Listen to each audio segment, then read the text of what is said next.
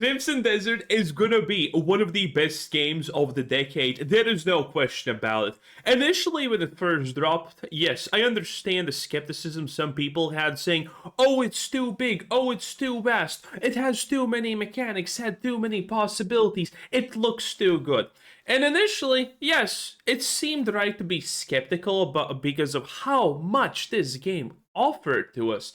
But as time passed and he got gameplay, and more gameplay shows of what's happening of all the systems and whatnot, there's no denying that Crimson Desert is absolutely real and it's absolutely amazing. And now recently we had the biggest information drop yet because multiple people, multiple big YouTube channels had the ability to play this game for, some even got to play it for 5+ hours.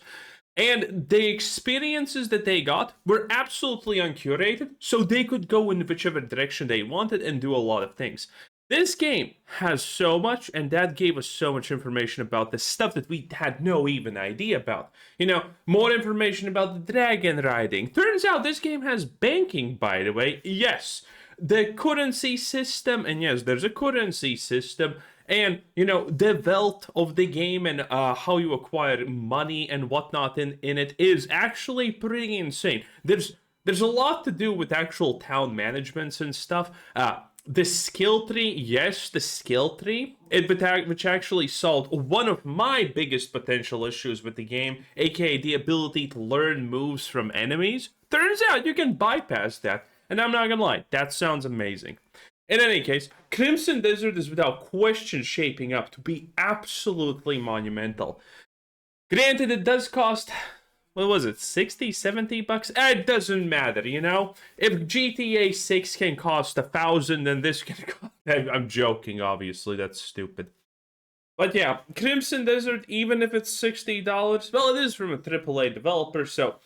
it does fit the bill, sadly. I would love for it to be $40 or $50, and not $49.99 or $59.99, but you know, 40 or 50 actual real dollars. It would be better, but hey, if Crimson Desert gives us even a small tidbit of what it's offering, it's gonna be an amazing experience, and I can't honestly wait to play it. As my playthrough was focused on getting as far through the preview section as I could, I was able to get to the boss fight, the Horn Splitter, so I got to experience what that was like. The exciting thing about the battle is that it showed that there can be a real challenge in the game if you want it. This was one of the first boss fights and it already had that feeling of needing to get good and learn the patterns. However, I did go into the boss fight without any prep, so I didn't have any skills or consumables, meaning that the fight felt pretty brutal. When I did get around to assigning skills and using the camp The first boss fight is not supposed to be that brutal or hard. outside for food, I was able to defeat the boss easily. Without the food, I was just getting two-shot. Another cool thing, in the boss fight, you were able to use the observation mechanic to learn the evasive dodge ability. As each time you performed it, it would slow down time, giving you a chance to learn the ability for yourself. Something that we did learn is that these skills can just be purchased from the skill tree instead of waiting, meaning... yes, this is amazing. One of the only things that I was kind of worried about how Crimson Desert is going to play was exactly this. I talked about it, I think, multiple times, in fact, previously. But the idea is simple. If you can learn abilities from enemies, you go into a boss fight and you're not actually fighting it. You're kind of just evading attacks and hoping that the boss does the thing that you want it to do and then you copy it. But now that we know that there's going to be the skill tree where you can just learn that stuff anyway, in combination with learning it from actually, you know, seeing it from enemies, that is so good. Because this removes all the problems that I had with this. And this is pretty much the only thing that I had any doubts, because I knew that systems like this don't work out, because I have played 2 games in my past that had similar mechanics, and they were not good. They were not great. They were slightly annoying. So, the fact that we have this now, oh, it's so good.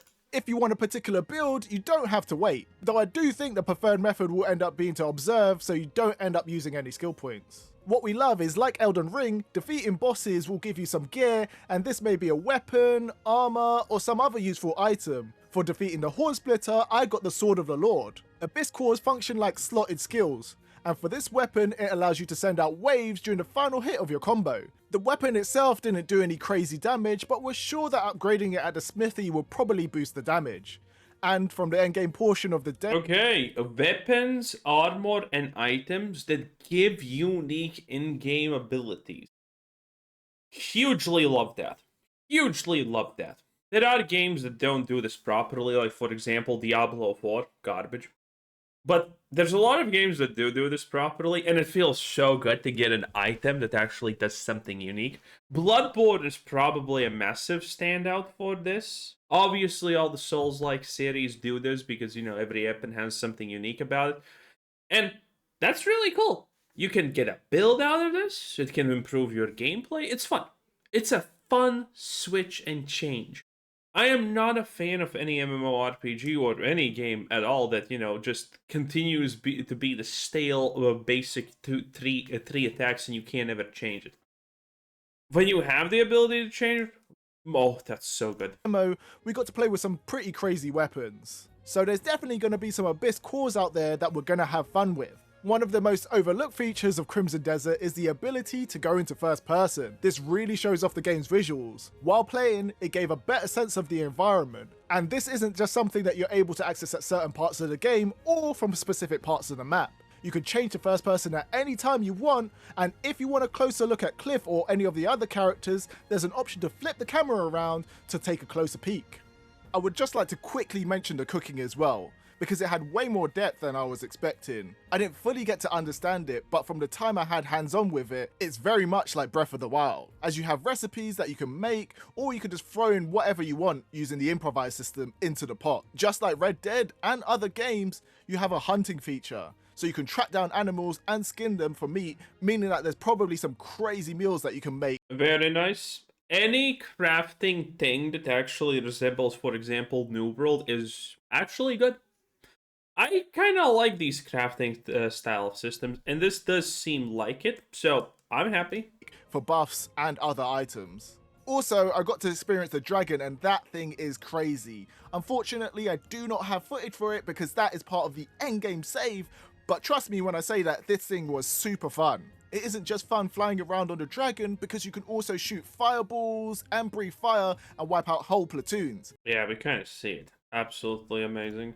It sounds pretty OP, but the soldiers also get upgraded in the endgame, and they've got some crazy weapons that can shoot you down. So it isn't as busted as it may seem. Going back to the start of the demo, there's a short story section that sets up the downfall of the Grey Mains. Then, you're placed on a floating island called an Abyss Island. This island serves as a tutorial section for the game, showing you how to jump and use abilities like the Blinding Light. These islands are a regular occurrence, and one of them later on shows you how to use the Zelda-like Master Hand. In this game, it's called the Axiom Force ability. The Master Hand ability is really cool, as you can use it to complete puzzles, and in the skill tree there seems to be the ability for you to purchase a skill that can use it for mobility or crazy movement. Something I really enjoyed was Yeah, we already know that. So this is gonna be an endgame thing? Oh, that's a little bit disappointing, I guess, to a degree. Knowing that this is supposed to not be a more endgame-ish type of thing. If we get this in the mid portion of the game, I'm gonna probably be happy. It's not fun when all of your coolest tools are just given to you at the start or, you know, very early on in the game. It's fun when they're spaced out most of the time. Around with the game's physics. Because one of the things that a lot of people honestly miss in games like this is the satisfaction of learning to use things properly. That is a huge part gameplay from that. And pulling down the trees using the Axiom Force. Unfortunately, I couldn't get the tree to break, but I do think there's a skill that you can purchase later on that will allow you to use the trees as catapults, which is really cool. Another skill that you can unlock through the observation mechanic is Nature's Grasp. This is an awesome skill that allows you to pick up massive objects. While it's mainly for quest objectives, it can be used in the open world and in combat. I was able to pick up a tree and use it as a huge club. It's stuff like this that really gave the game a sandbox feel. On the other hand, the game is hilarious because one second you're picking up trees with magical abilities, and the next you're whipping out a broom for a spot of cleaning. One side quest actually had me cleaning someone's chimney. The side quests seem to be full of odd jobs like cleaning, retrieving cats, or even helping locate bandits. It actually makes for a nice change of pace and feels very GTA-y. One of the highlights of the play session was attempting to gain access to the castle of Hanan. This was part of the main mission to get into the castle and locate a hidden room that will grant me access to the Sky Island. This wasn't as simple as just walking into the castle, as each of the entrances were guarded, and if the guards didn't like the look of you, they would turn you back or even worse, attack you. The correct way to get into the castle was to simply throw on a Hanandian outfit, but I wanted to see if we could gain access using some shenanigans. It is totally doable thanks to the parkour system, which is actually super impressive and gives you a bunch of freedom. I ran around the castle using the side of the cliff to trace the castle walls, and I finally found a bit of the wall that was jumpable. So I jumped over, but bear in mind that this is my first time using parkour, so I didn't think they would actually let me do it, so my mind was blown a little bit. I thought there would be an invisible wall blocking it, but it did actually let. I expected this, by the way, because they previously talked about the ability to approach things from different perspectives. You can get in some boss rooms through windows, which is kind of actually hilarious. Me in, which was really cool. Once inside, I thought it was going to be an easy trip, but there were tons of soldiers. I ran across the courtyard and this alerted all the guards in the area, and I ended up being chased. Luckily, you could use parkour and line of sight to lose aggro, so I was able to jump up and over another wall. When I was really impressed by the parkour system was that I was able to grab a small overhang, and this system actually extends to the whole. What are we thinking about this? I don't like it. Because look at this. This is the same, this is the same, this is the same, this is the same, this, and this is the same, this is the same. It's nice, but it's the same bricks. It's a lot of repeating bricks, isn't it? What is that? Just one row? Can we find it? This is the same, this is the same, this is the... Okay, I got it how they're making this. So, wait, yeah, I got it how they're making this. This is called observation. Hockey, boys, it is what it is. So, these bricks are not placed at random, but every line, the bricks are in the RNG. The RNG is the line, because these are perfect lines. And then each line is made of specific bricks. Look at this. The same, and it's a repeating pattern. Look at this. This is one. Yes, this is one. This is two. This is three. So this is why I couldn't actually find anything here. It does repeat, because... yeah, here it repeats again. See? Okay. Boys, we're on to something. Look at this. This is the same brick pattern as right here. No, it's not actually the same brick pattern, but it's very similar. This is also the same style. 2 small bricks, 1 big brick. These are all uniformal bricks. This is why I noticed this in the first place. What else can we actually find here? Can we find... is this the same as this? It has to be, right? Is this the... yes, this also has to be the same. I haven't seen a brick like this, have I? No, I have. This brick is the same as this brick. Can we find this brick here? I'm not seeing it here. Interesting. Also, this is some kind of unique thing. Maybe it's because it's a window? No, windows are probably just randomly placed in. Okay, so we uncovered the truth of the walls. Sometimes I wish my pattern recognition was worse, honestly. Wall, so you can climb up most of the walls in the game, which is really, really cool. Strangely, once inside, the guards didn't actually care that I was there, which was just something that I found funny. But the game really did give me those Assassin's Creed Skyrim vibes where you're causing absolute chaos. It doesn't seem limited to the castle as well, as later I was able to sneak into the monastery using a combination of an outfit that I took off one of the guards and parkour. It's all very cool and I absolutely... Okay, so we're gonna be able to actually assassinate shit and do stealth. That's also very good. Well, we kind of expected the stealth part, right? So you can just change outfits. Okay, cool. Loved it. Another thing that I was interested in trying out were the mini games, and while I wasn't able to experience many of them, I was able to try the arm wrestling, which as a Monster Hunter fan was a welcome inclusion. And it basically worked the same as Monster Hunter. You just spam the button to fill the bar, and the first one to fill the bar would be the winner. Looking through the menus, it seems like the game will include over 20 minigames, which is cool considering the size and depth of everything else. Okay. Combat was at the top of my list for things I wanted more hands-on time with. I have been able to experience it before at other game shows, but so much time has passed, and the developers have made changes like reducing the amount of stamina consumed by performing actions, so I wanted to see how it felt now. Personally, I think that the combat is one of the best parts of Crimson Desert. It's both satisfying and can be challenging if you encounter the right enemy. You have tons of options. There's the ability to block enemy attacks with your shield, you can parry incoming attacks with a perfect guard, or use any number of combos. The combat is heavily tied to your skills, and during the preview, we finally got a look at the skill tree, which is pretty expansive. Most of the nodes can be broken down into sub-nodes that you can see when you click on them. These sub-nodes grant you additional skills. So it requires this artifacts that are not like this? Or passive abilities. What is and it? each side of the skill tree is focused on a particular No, it also requires... Okay. part of your kit, like combat, axiom abilities, or movement. Each of the abilities makes a massive difference as well. For example, during a fight with a mini-boss called Mateus, I was able to learn the ability called Pump Kick, which hilariously allowed me to boot enemies to the ground. After unlocking that ability, I was able to completely destroy Oh, look at that. The NPCs move a little bit back. Cool. the boss. However, my favorite part of the combat was the wrestling moves.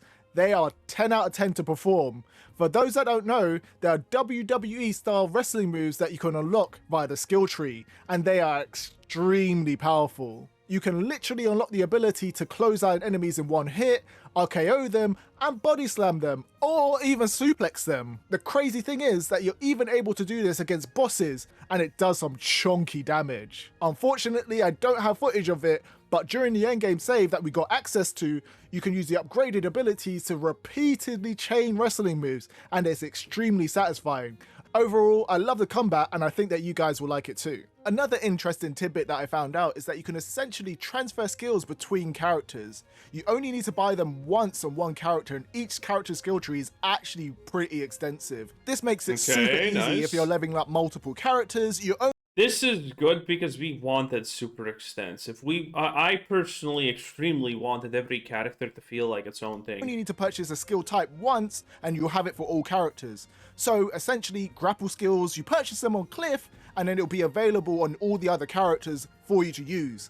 They're not going to be copy and paste skills as well. They're going to be completely different animations, different ways of executing. It's all very cool. For example, on Damian, the female warrior you can choose, that pump kick skill that I talked about earlier changes from a double kick into a spinning kick that can be chained into an Azuna drop, which is crazy. It's so cool. Although I enjoyed the majority of my time on the game, there were a few issues that I encountered while playing. The first thing to point out is that the tutorial is definitely needed, and it highlights my biggest issue with the game. The control scheme isn't that great. The game feels pretty unwieldy due to the controls. I often found myself pressing the wrong buttons due to muscle memory from other games. I usually don't have any problems jumping in games. I have not exactly heard this a complaint from other people. The closest that I know is that it takes a while to get used to. I guess this is the same level of a take. But this kind of made me feel like the Cuphead meme. Even something as simple as sprint jumping, you have to let go of the sprint button before you're able to press the jump button, which in most games you can press them both at the same time. This actually left me not wanting to jump at all, which is pretty weird because I love parkouring and jumping around. Can we see the pattern in this shit? I mean, this is the same, right? This is also the same? Yeah. No, it's not. In games. Wait, no, is it? No, it's not. They've also opted for a GTA-style sprint system, meaning that you have to constantly tap the sprint button rather than holding, which can be a bit jarring. I think this will be one of the things that causes the most friction from players, and hopefully they'll opt to include the ability to rebind buttons, which from the build I played, they did have it for PC with keyboard and mouse, but not for the controller. And I didn't see anything in the brief time that I was skimming through the menus for the controller, but maybe it is actually there. I also had some issues with Well, I mean, this is, again, from Black Desert creators, so this should not be that bad or that much of an issue.